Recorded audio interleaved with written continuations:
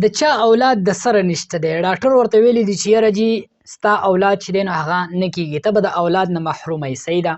ډېر ډاکټران اکثر خلک وګرځي پوه شي، یو ډاکټر پسې بل ډاکټر پسې. اکثر ډاکټران چې دی نو د هغوی د علاج نه هغه چې دی نو هغه انکار وکړي، یاره جي تاسو علاج چې دی نو هغه ممکن نه دی. ها صحیح ده. دنیا کې الله رب العالمین انسان دپاره اولاد لیکلی، هغه به درته ضرور الله رب العالمین ورکوي. صحیح ده.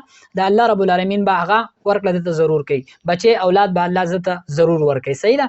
خپل کوشش چې کوم دی هغه به جاري ساتئ، د ډاکټر علاج به هم کوئ، د هغې سره وظایف چې کوم دی هغه به هم کوئ. صحیح ده. الحمدلله ډېر وظایف موږ ملګرو ته داسې ورکړي دي، د چا چې دی نو هغه نارینه اولاد نه یې موږ ورکړي دي. الحمدلله هغوی له الله رب العالمین نارینه اولاد ورکړی دی. دا د نارینه اولاد دپاره موږ یو ویډیوګانې کړي دي، تقریبا 2-3 ویډیوګانې موږ کړي دي. هغې لینکونه به تاسو ته چاته پکار وي هغه موږ ته واتساپ وکړي، انشاءالله لینک به موږ تاسو ته د هغې هم درولېږو. خو دا ویډیو د هغه ملګري دپاره ده چې د هغه نه نارینه اولاد کېږي نه زنانه اولاد کېږي. صحیح ده. دا ویډیو د دوی دپاره ده. ګورئ د چا چې اولاد د سره نشته دی که نه، دقه ښځه او خاوند دوی به 41 دانې سړی او 41 دانې ښځه لونګ به راواخلي. لونګ به موږ تاسو پیژنو، پښتو کې ورته موږ وایو. تاسو ته په سکرین باندې دا تصویر ښکاري. لونګ به راواخلو او 41 دانې به تور مرچ راواخلو. صحیح ده. 41 دانې لونګ، 41 دانې تور مرچ. او دغه دا به ښځه هم راواخلي او سړی به هم راواخلي جدا جدا.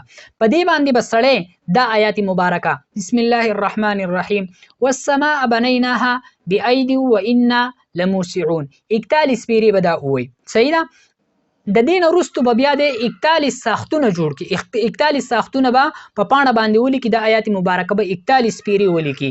بیا به یو آیات چې کوم دی د ورځې ماښام ماسخوتن چې کله وده کېږي دی به چې دی نو دا استعمالوي. یو به لونګ خوري، یو به چې دی نو دا تور مرچ استعمالوي، او د هغې سره به دقه یو دغه چې کوم دی دا به اوبو ته واچي، دا ساختو چې دا لږ پوه شي هغه به راواخلي وبه یې څټي او هغه پاڼه چې کومه ده هغه به تېره کړي، او دا اوبه چې کومې دي دا به سکینه، دا اوبه به یو پاک بوټي ته چېرته پاک ځای ته واچوي، دا اوبه به سکینه. دا سړی به 41 ورځې دا عمل کوي. صحیح ده. پرېږدي به یې نه. ښځه به هم 41 ورځې دا عمل کوي، خو ښځه به د دې آیات په ځای باندې دا آیات لیکي والارض فرشناها فنعم الماهدون والسماء بنيناها بأيد وإنا لموسعون والارض فرشناها فنعم الماهدون. کوم چې په 27 سپاره کې د اولنۍ رکوع اولنۍ 2 آیاتونه دي. دا ښځه به هم 41 پیرې په لونګ باندې او په تور مرچ باندې دا دم کې او د دغه آیات نه به 41 ساختونه جوړ کړي، او بیا به چې دی نو هغه هر ماسخوتن د وده کېدو په ټایم کې یو هغه چې دی نو هغه استعمالي، یو لونګ، یو مرچ، یو ساختو. صحیح ده. خو ښځه به دا یاد ساتي چې زنانه چې کومه ده هغه د ماهوارۍ یعنې د بیمارۍ په ورځو کې به دا ساخت او دا لونګ دا نه استعمالوي. چې کله دا صحتیابه شي د دې نه بیماري لاړه شي، کوم چې د حیض بیماري وي د هغې نه وروسته به چې دی نو هغه دا استعمالوي. که ویډیو مو خوښه شوه د خپلو ملګرو سره به ضرور شیر کوئ، او زموږ د حوصله افزایۍ دپاره موږ ته کمنټس او لایک ضرور راکوئ. اسلامي چینل زموږ ضرور سبسکرایب کړئ، بل ایکن پرس کړئ چې داسې اهمې ویډیوګانې تاسو ته بر وخت چې دی نو هغه میلاویږي.